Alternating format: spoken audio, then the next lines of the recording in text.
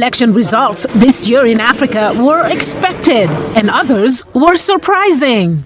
In Senegal, for example, election uncertainty turned into a historic accomplishment as opposition leader Bassirou Diomaye Faye was elected, and at 44 years old, he became Africa's youngest president.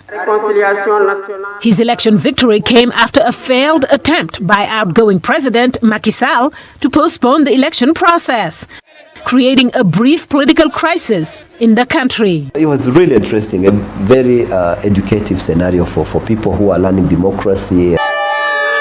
In Ghana, after serving only one term about a decade ago, John Mahama made a stunning comeback in 2024 and beat the country's vice president and ruling party candidate. This mandate represents many things. Analysts, including Kwame Asa Asante, told year-VOA that many voters in Ghana were thinking about the economy and their families' financial situations when they cast their ballots. Because it's a bread and butter issue.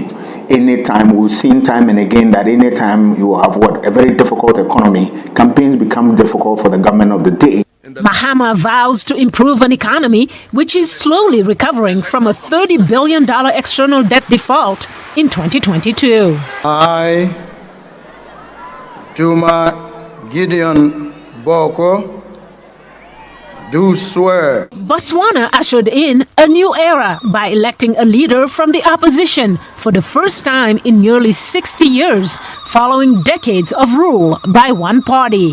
Unlike Botswana, Mozambique's Frelimo party won again after nearly 50 years in power. Results were immediately rejected by opposition leader Venancio Mondlane, who came in second place, triggering violent protest in the southern African country. American University's Kweku Nwama hopes Frelimo's Daniel Chapo can extend an olive branch to the opposition to avoid a prolonged conflict in Mozambique. When you win, you have a responsibility to unite the country. And so hopefully he's able to do that. We don't need another African country going down in flames. Similarly, Namibia's ruling party SWAPO retained power after many decades of governance, but made history by electing its first female president, Netumbo Nandi Ndaitwah. Her main challenger, however, called the elections deeply flawed after multiple examples of election day technical difficulties and ballot paper shortages were documented. In Rwanda, longtime leader Paul Kagame won almost 100% of the vote, a suspicious landslide victory, according to some analysts. If you have a vote where 98% of the population vote for one candidate, that is a red flag. While Kagame's critics say he has overstayed his place in power, others say he's done a lot for the country. The achievement is tangible. You can see it.